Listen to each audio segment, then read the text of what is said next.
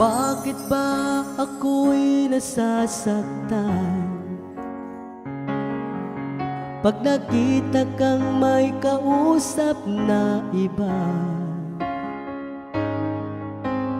Bakit ako ngayon'y lumuluha pag ikaw ay may kasamang iba? Alam mo ba, nasasaktan ako. Di ko alam kung ano ang dahilan. Kapag meron kausap kang iba, siguro nga kaya'y in love ako sa'yo.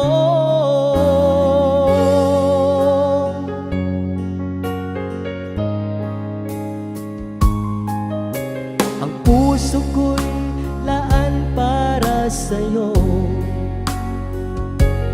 di magbabago ang pag-ibig ko.